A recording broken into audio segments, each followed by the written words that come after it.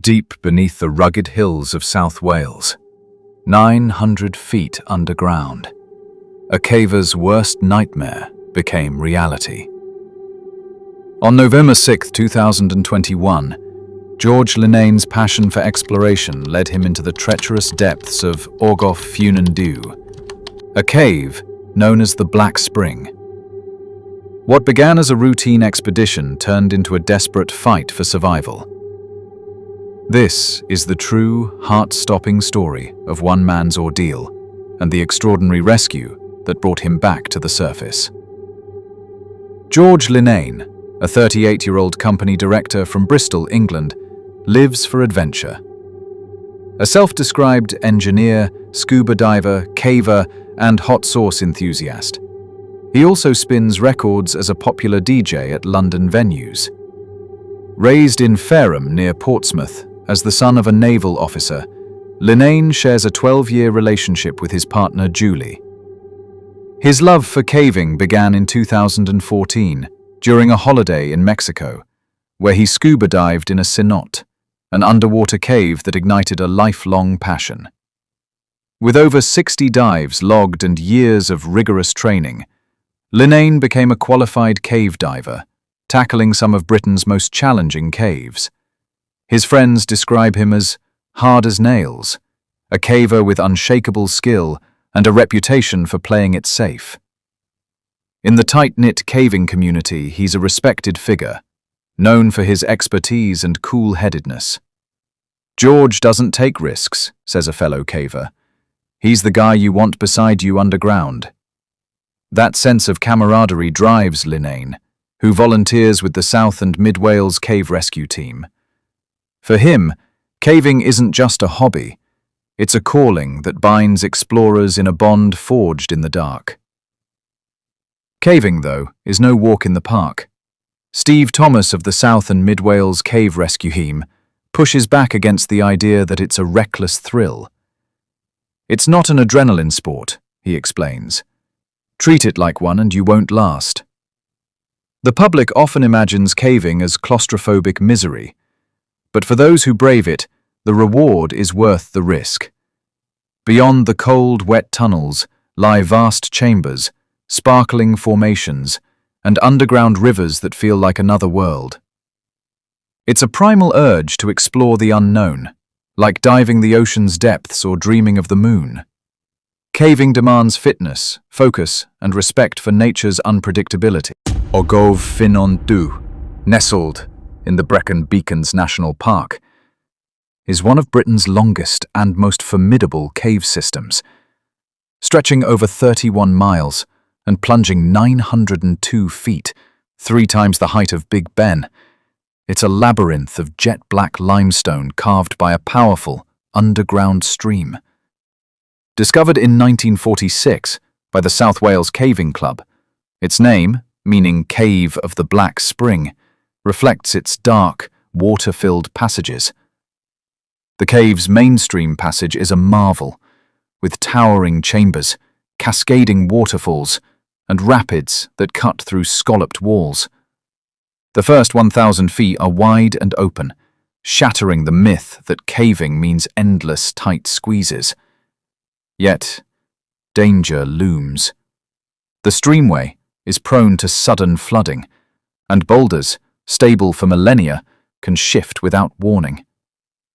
A rock can sit for 10,000 years, Linnane once noted, and move the second you step on it. In this ancient, untouched world, one misstep can be fatal.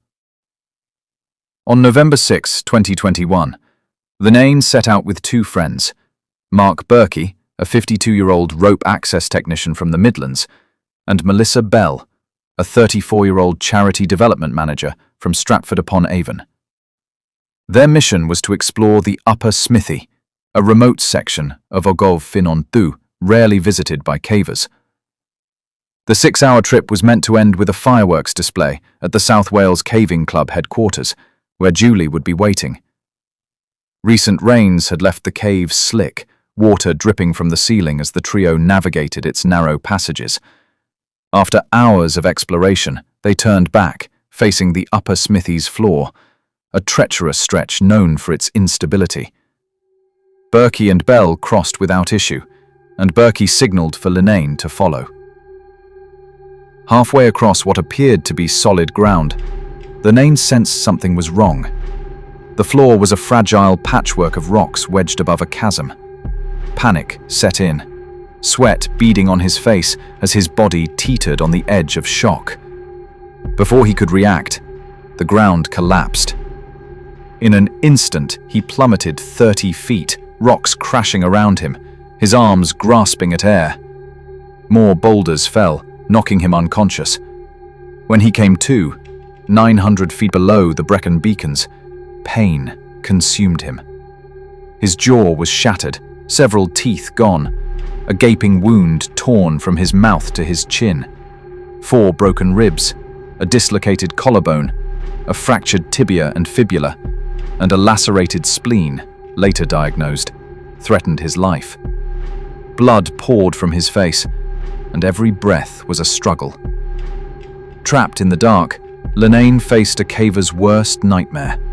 Mark Berkey climbed down to check on him, confirming the severity of his injuries. With no time to waste, Berkey raced for the surface to summon help, while Melissa Bell stayed behind, her headlamp their only light.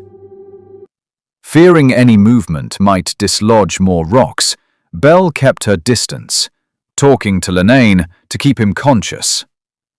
"Stay with me, George," she urged, asking about Julie, his DJ gigs, anything to anchor him. Linnane, slipping in and out of consciousness, could barely muster one-word replies. The pain came in waves, his mouth filled with blood, his broken leg throbbing. He knew closing his eyes might mean never opening them again.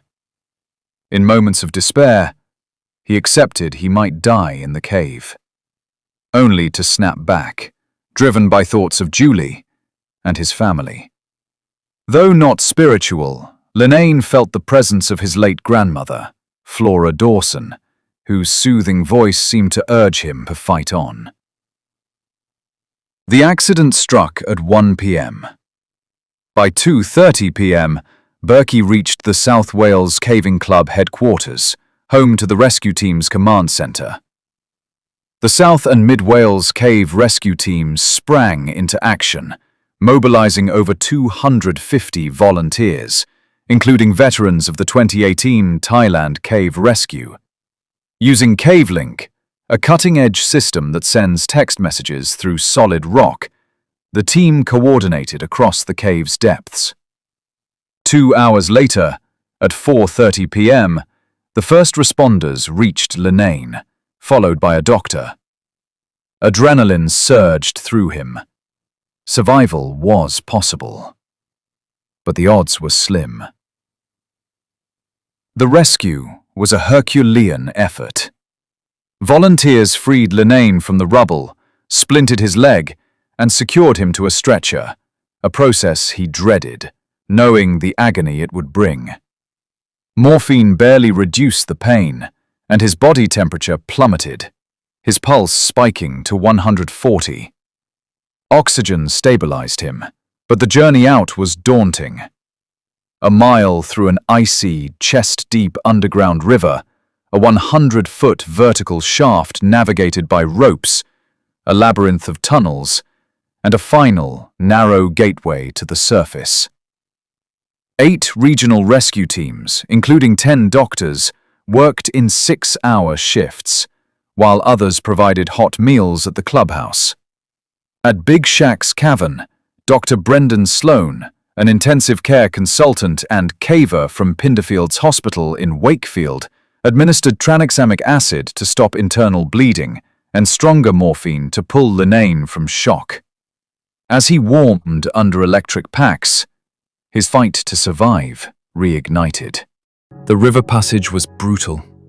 The stretcher, fitted with a waterproof skirt, floated through chest-deep pools, but Linnane's feet dipped into the freezing water, risking hypothermia. Seeing familiar faces, his caving friends among the rescuers, gave him strength.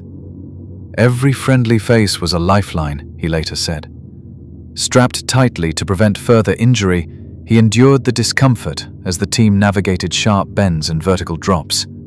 By dawn, on November 7th, after 15 grueling hours, the rescuers reached the cave's top entrance. "We've done it!"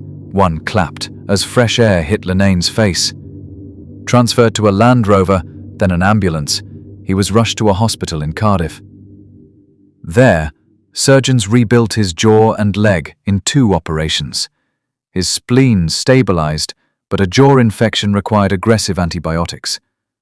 One sleepless night, haunted by flashbacks of the fall, convinced Linnane he had PTSD, though the symptoms faded. Julie, overjoyed at his survival, supported his passion but urged him to recover fully before returning to caving. To the 254 volunteers who saved him, Linnane's message is clear. "I'm eternally grateful. You gave me my life back." This story isn't just about survival. It's about the human spirit, the call of the unknown, and the unbreakable bonds of those who dare to explore. If this moved you, hit that subscribe button and share George's incredible journey. Stay curious, and we'll see you in the next one.